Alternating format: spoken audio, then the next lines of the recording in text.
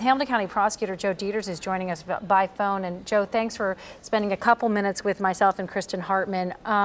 Just to start with your thoughts on what has occurred in our city today. Well, I think that your viewers should be thanking the members of law enforcement, because they, at least initially, our initial conclusions are that they prevented multiple murders today by their rapid response, and their actions were nothing short of heroic. And I don't know if Gene's still there with you or not. He is. They ran towards gunfire and terminated what would have been many dozens of murders today. And they deserve incredible credit for what they did, and I couldn't thank them enough, and the community should thank them so much for what they've done today. Joe, you mentioned many dozens of murders potentially avoided. Is that based on information that you have about the type of guns and ammunition that this shooter had on his body? He had a 9mm gun, but he had multiple rounds of ammunition that I am certain he was prepared to use. We are obviously in the very preliminary stages of this investigation, but what I do know for sure, and God rest the souls of the innocent people that were killed, what I do know for sure is that he had the ability to kill dozens of people today. And the police officers who responded basically in about 3 minutes and ran towards that gunfire and terminated him deserve medals. They deserve medals. That's all I can tell you. They most certainly do. And Joe, at this early stage in the investigation, is there any way to even know what might have motivated this? Well, you know, there's some indication of potential mental illness here, but we don't know his employment status, if he worked in that building at all.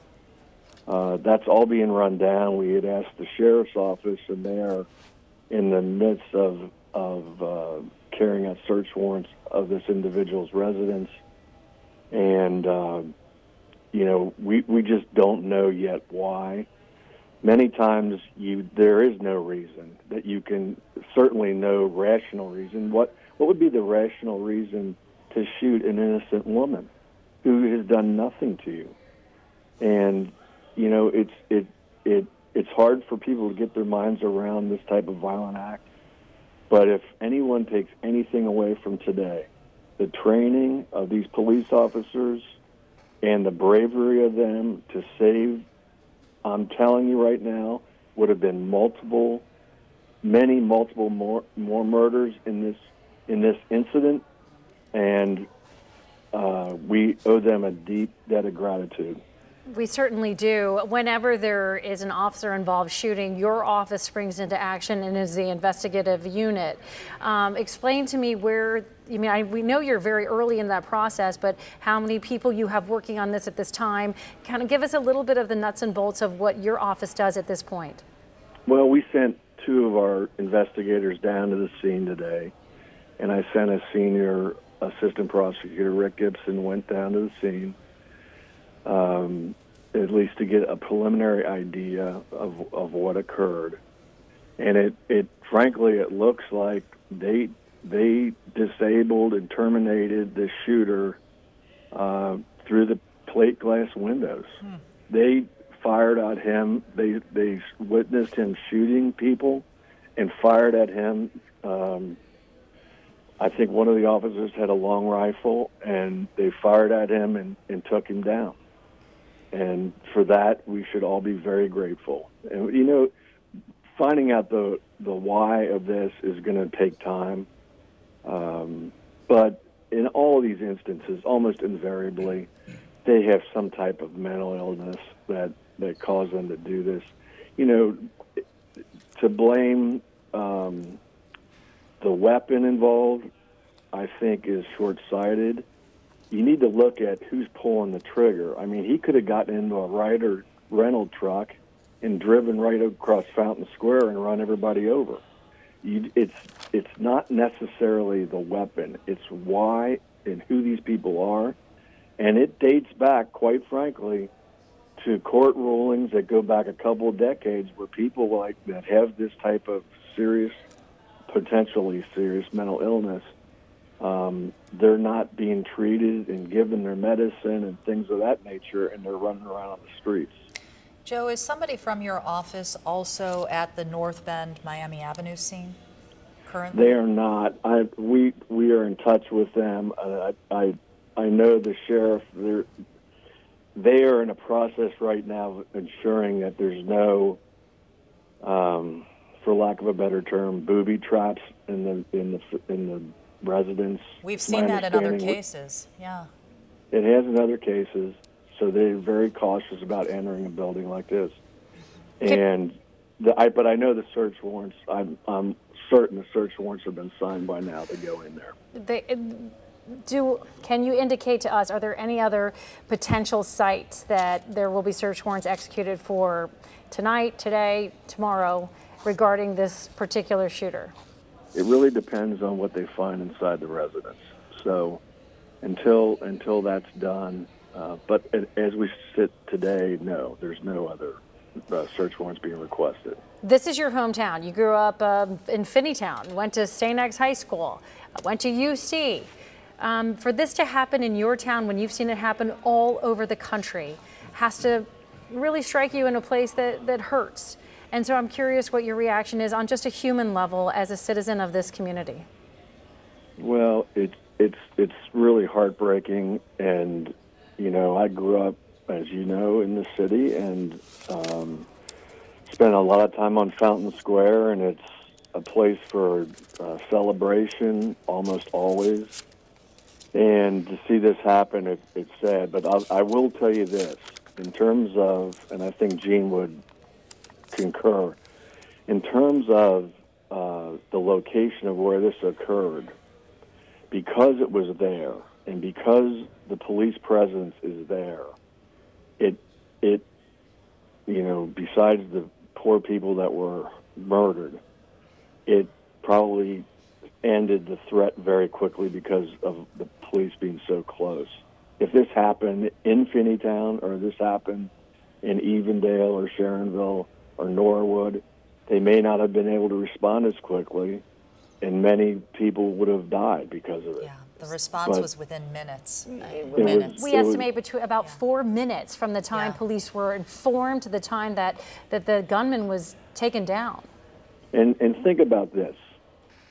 As civilians, think about this. There's an active shooter.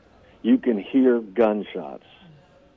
And your human inclination is to turn and run away from gunshots. And they're running to And these officers ran right to it. You talk about, there are police officers down on Fountain Square all the time. They're milling about, just making sure everything's okay. And there will be a lot of pain and confusion in this community for a long time to come. What would you say to those folks who will say, I'm not going downtown again? Well, I mean, you could never prevent somebody who's got some mental issues from doing something like this, whether it's a gun, whether it's a truck. I mean, you just don't know. A knife. We've had knife incidents down there.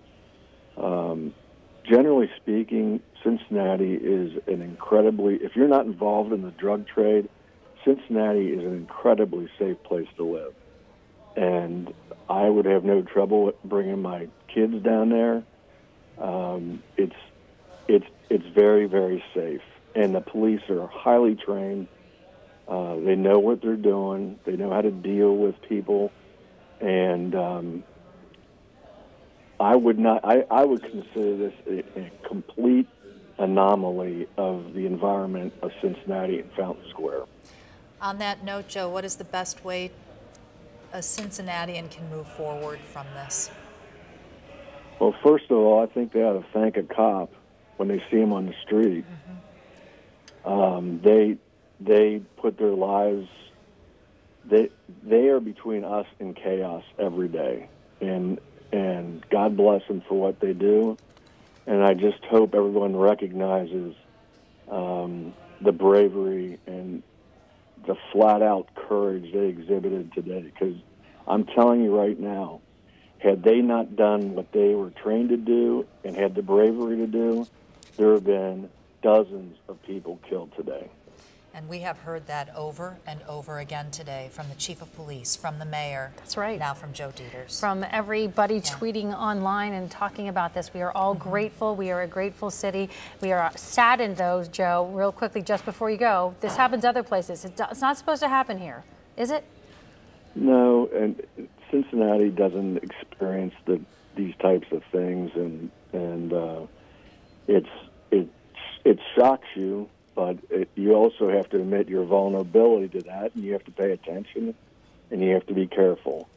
But, these people that were murdered today, they didn't do anything wrong. No. I mean, this is just a homicidal maniac that thankfully was put down before he could kill many, many more people. Hamilton County Prosecutor Joe Deters, we thank you for your time and your insight on this. We'll be talking to you, we believe, in the next days and weeks ahead regarding this. Thank you so much. Okay, thanks.